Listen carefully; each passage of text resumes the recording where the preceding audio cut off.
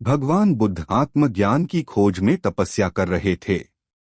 उनके मन में विभिन्न प्रकार के प्रश्न उमड़ रहे थे। उन्हें प्रश्नों का उत्तर चाहिए था, लेकिन अनेक प्रयासों के बाद भी उन्हें सफलता नहीं मिली। वे आत्मज्ञान की प्राप्ति के लिए कठोर तपस्या करने लगे। अनेक कष्ट सहन किए, कई स्थानों की यात्राएं की, परंतु जो समाधान उन्हें चाहिए था वह उन्हें मिला नहीं। एक दिन उनके मन में कुछ निराशा का संचार हुआ। सोचने लगे, धन, माया, मोह और संसार समस्त वस्तुओं का भी त्याग कर दिया, फिर भी आत्मज्ञान की प्राप्ति नहीं हुई। क्या मैं तभी आत्मज्ञान प्राप्त कर सकूंगा? मुझे आगे क्या करना चाहिए? इसी प्रकार के अनेक प्रश्न बुद्ध के मन में उठ रहे थे। तपस्या में सफलता की कोई किरण दिखाई नहीं दे रही थी और इधर बुद्ध ने प्रयासों में कोई कमी नहीं छोड़ी थी। वे उदास मन से इन्हीं प्रश्नों पर मंथन कर रहे थे। इसी दौरान उन्हें प्यास लगी। वे अपने आसन देखा से उठे और जल पीने के लिए सरोवर के पास गए। वहां उन्होंने एक अद्भुत दृश्य देखा। एक गिलहरी मुंह में कोई फल लिए सरोवर के पास आई। फल उससे छूटकर सरोवर में गिर गया। गिलहरी ने देखा, फल पानी की गहराई में जा रहा है। गिलहरी ने पानी में छलांग लगा दी। उसने अपना शरीर पानी में भिगोया और बाहर आ गई। बाहर आकर उसने अपने शरीर पर लगा पानी झाड़ दिया और पुनः सरोवर में कूद गई। उसने यह क्रम जारी रखा। बुद्ध उसे देख रहे थे, लेकिन गिलहरी इस बात से अनजान थी। वह लगातार अपने काम में जुटी रही। बुद्ध सोचने लगे, यह कैसी गिलहरी है? सरोवर का जल यह कभी नहीं सुखा सकेगी, लेकिन इसमें इतनी हिम्मत है। यह पूरी शक्ति लगाकर सरोवर को खाली करने में जुटी है। अचानक बुद्ध के मन में एक विचार का उदय हुआ। यह तो गिलहरी है, फिर भी अपने लक्ष्य को प्राप्त करने में जुटी है। मैं तो मनुष्य हूं।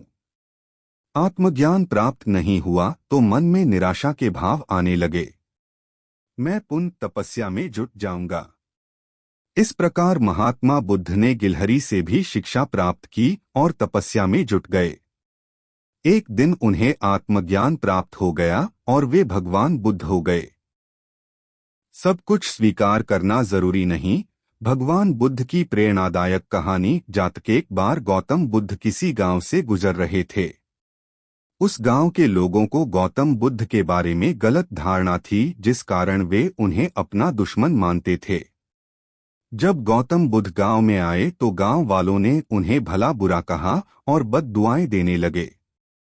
गौतम बुद्ध गांव वालों की बातें शांति से सुनते रहे और जब गांव वाले बोलते बोलते थक गए तो बुद्ध ने कहा, अगर आप सभी की बातें समाप्त हो गई हो तो मैं प्रस्थान करूं। बुद्ध की बात सुनकर गांव वालों को आश्चर्य हुआ। उनमें से एक व्यक्ति ने कहा, हमने तुम्हारी तारीफ नहीं की है, हम तुम्हें बस दुआएं दे रहे हैं। क्या तुम्हें कोई फर्क नहीं पड़ता? बुद्ध ने कहा, जाओ, मैं आपकी गालियां नहीं लेता। आपके द्वारा गालियां देने से क्या होता है? जब तक मैं गालियां स्वीकार नहीं करता इसका कोई परिणाम नहीं होगा।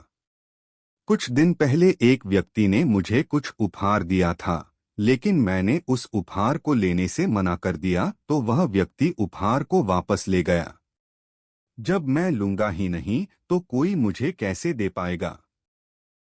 बुद्ध ने बड़ी विनम्रता से पूछा, अगर मैंने उपहार नहीं लिया तो उपहार देने वाले व्यक्ति ने क्या किया होगा? भीड़ में से किसी ने कहा, उपहार को व्यक्ति ने अपने पास रख लिया होगा। बुद्ध ने कहा, मुझे आप सब पर बड़ी दया आती है, क्योंकि मैं आपकी इन गालियों को लेने में असमर्थ हूं और इसीलिए आपकी यह गालियां आपके पास ही रह गई है। श्रावस्ती नगरी में शागौतमी नाम की एक कन्या रहती थी। गौतमी उसका असली नाम था।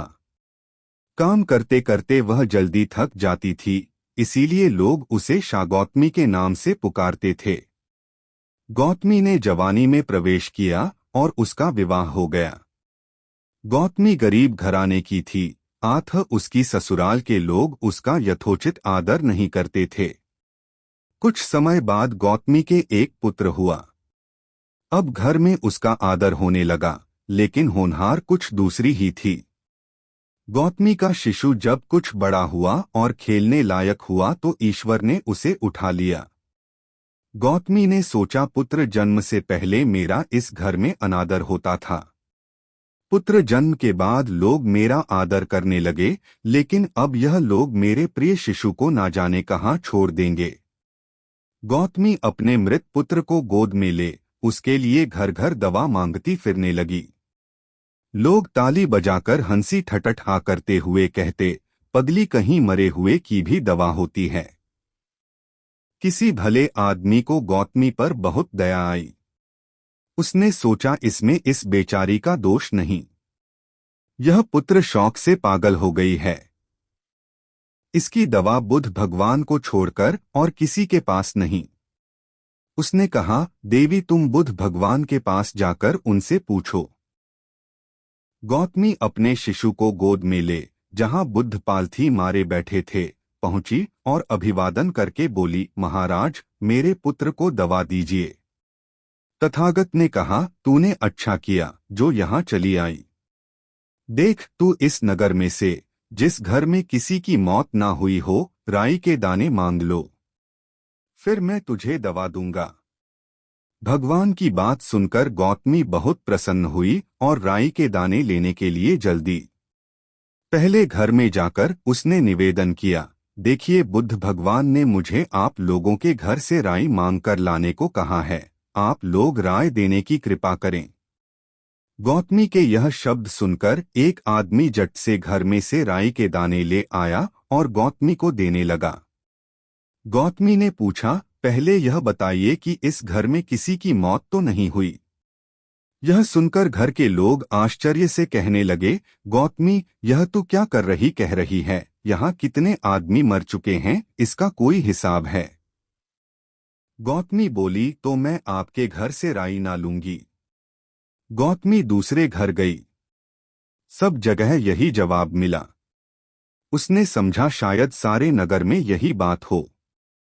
उसे एकदम ध्यान आया कि बुद्ध भगवान ने शायद जानबूझकर ही मुझे राई मांगने के लिए भेजा है। वह शीघ्र ही अपने मृत पुत्र को नगर के बाहर श्मशान में ले गई। उसे अपने हाथ में लेकर बोली, प्रिय पुत्र, मैंने समझा था शायद तुम ही अकेले भरने के लिए पैदा हुए हो, लेकिन अब मुझे मालूम हुआ कि मौत सबके लिए है जो पैदा हुआ है। इतना कहकर अपने पुत्र का श्मशान में अंतिम संस्कार करके वह वहां से लौट आई। लौटकर गौतमी बुद्ध के पास गई। बुद्ध ने पूछा, गौतमी राई के दाने मिल गए? गौतमी ने सिर हिला दिया। वह सच जान चुकी थी।